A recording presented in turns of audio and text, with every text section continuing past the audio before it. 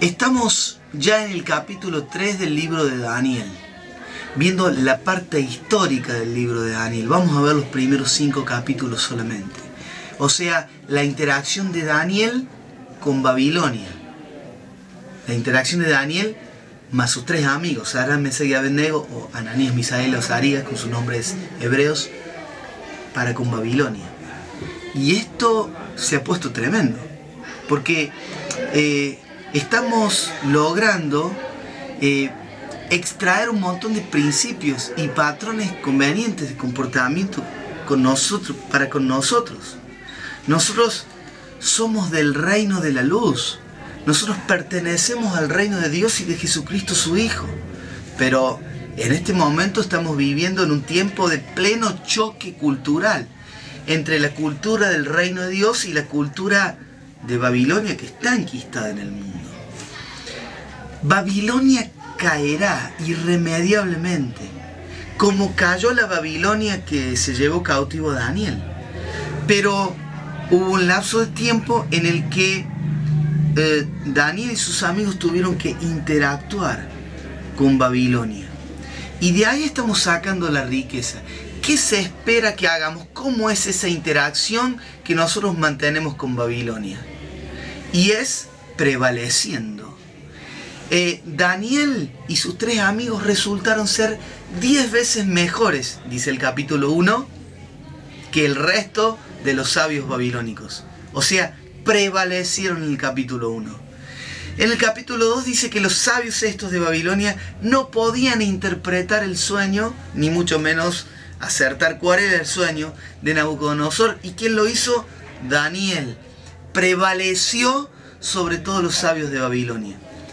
Y ahora tenemos una historia en el capítulo 3 que es una gran historia del Antiguo Testamento, que es el tiempo en que Sadrach, Mesach y Abednego, ya oficiando con puesto de gobierno en la provincia de Babilonia, se niegan a obedecer la orden del rey. Él les había dicho, bueno, cuando suene la música, todos inclinándose delante de la estatua de oro que yo he levantado, 27 metros y medio de alto, 2 metros y medio de ancho, una estatua que fue levantada en rebeldía, porque en el capítulo anterior la revelación era que Nabucodonosor representaba solamente la cabeza de oro de una imagen, y él se hizo una estatua entera de oro, como diciendo, yo no quiero que mi reino termine nunca, yo me resisto a que Dios mismo me ponga un límite, yo soy emperador y siempre lo voy a hacer, yo estoy acá, me siento eterno. Bueno, ya después vamos a ver que no lo fue.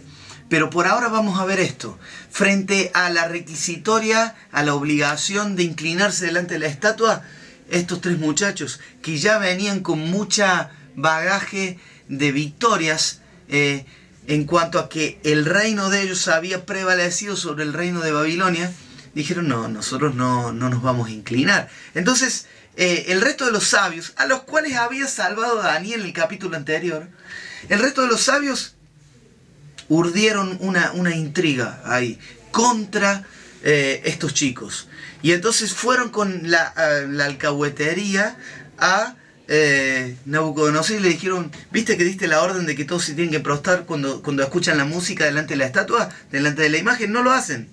Sadrach, Mesach y Abednego no lo hacen. Entonces este hombre, todavía lleno de orgullo, de altanería, soberbio, eso se le va a acabar en el capítulo siguiente, pero por ahora es así. Este Nabucodonosor los manda a llamar enfurecido y le dije, les doy la última oportunidad de que se inclinen delante de la imagen que yo he levantado. Entonces estos chicos tienen una respuesta que yo, sinceramente, son de los mejores versículos del Antiguo Testamento, de los mejores, es de lo mejor que hay. Le dicen, ¿sabes qué, rey? Nosotros te respetamos mucho, lo voy a parafrasear, pero el Dios al que adoramos nosotros puede librarnos del horno de fuego en el que nos querés meter. Y ciertamente nos librará. Pero aún así, si no lo hiciera, de todas maneras, tenemos decidido no inclinarnos delante de la estatua que levantaste. No nos vamos a inclinar. Bueno, Nabucodonosor verde. La vena de acá, hinchada, reventante. No daba más de ira. Entonces le dice a sus siervos, calienten el horno 7 veces más de lo habitual. Vamos a hacerla rápida. Los tiran al horno, los que los tiran mueren por las llamas. Y después en el visor del horno, en la boca del horno, Nabucodonosor dice, no tiramos 3 atados, hay 4 desatados, 4 sueltos, paseándose con su ropa y todo dentro del horno. ¡Ey! Sadrach, Mesach y Abednego, siervos del Dios Altísimo. ¡Epa! ¿No le habías dicho, no hay ningún Dios que te pueda librar de mi mano? Siervos del Dios Altísimo, salgan. Entonces ahí declaró que no había Dios como el de estos chicos y que era maravilloso y que todo el mundo que hiciera algo contra este Dios iba a recibir este castigo y este otro. Y fin de la historia, Sadrach, Mesach y Abednego, que ya eran altos funcionarios, son ascendidos más todavía y alcanzan más gobierno. Saquemos la carne para nosotros, saquemos el juguito para nosotros. ¿Qué nos quedamos nosotros de esta historia? Número 1. Babilonia no está dispuesta a respetar límites, tiende a transgredirlos. Si bien Nabucodonosor había recibido reino, esa corona, esa cabeza de oro lo representaba a él y si lo había conferido Dios, toda autoridad está puesta por Dios.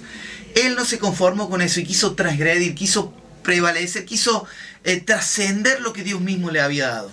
Nosotros no tenemos que copiar ese modelo babilónico. Nosotros tenemos que ubicarnos en el lugar que Dios necesite ponernos a nosotros. Así que ese es un principio babilónico que tenemos que resistir. No tenemos que dejar que Babilonia se meta en nosotros en ese aspecto. Número 2. Me voy a ayudar de la ayuda a memoria. Este choque de culturas va a darse en una confrontación. Primero son rumores, después, yo digo, acción de alcahuetes, hasta que finalmente esto se transforma en una confrontación que pone en riesgo la vida. Y decir, nosotros con cultura de reino estamos en confrontación, estamos opuestos a la cultura de Babilonia, pero no estamos aún, por lo menos por ahora, mandados a dejar de interactuar con Babilonia. ¿Cómo es la interacción? Prevaleciendo sobre ella. Nosotros estamos llamados aún hasta gobernar sobre Babilonia, habiendo sido teóricamente antes cautivos, como éramos cautivos del pecado, ahora estamos llamados a prevalecer sobre Babilonia. Y estamos llamados a que esa capacidad o ese don, esa gracia que Dios ha puesto en nosotros, fruto de pertenecer a su reino, prevalezca sobre Babilonia. Así que hoy en casa nos plantamos y decimos, hasta acá ni un centímetro más, no vamos a transar adoración con Babilonia. No nos vamos a inclinar delante de la estatua, veremos tu mano salvándonos. Aún si así no fuera, igual no nos vamos a postrar delante de Babilonia. Y esta actitud de mantener pura la adoración, número 3 y final, es lo que finalmente va a desencadenar más gobierno. Porque ellos al mantenerse firmes, movieron la mano de Dios, movilizaron el cielo. Un ángel bajó para salvarlos de la llama del fuego. Y cuando salieron de ahí, Nabucodonosor los ascendió. Los ascendió como funcionarios en la provincia de Babilonia. Terminaron más altos que antes.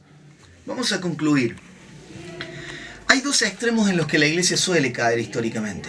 O nos identificamos tanto con Babilonia que no queremos ni siquiera volvernos de ahí. Estamos cómodos en Babilonia, estamos cómodos con el sistema. Extremo, por supuesto, pernicioso.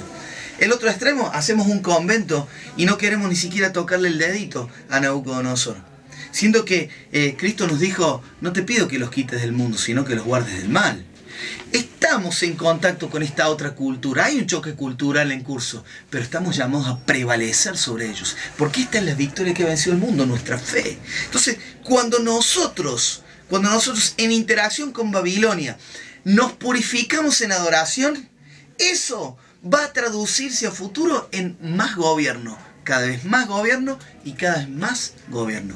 Patricios y todos nuestros amigos que nos siguen por la red, dale una buena vuelta de rosca a este capítulo 3 del libro de Daniel. Está maravilloso. Dios te bendice.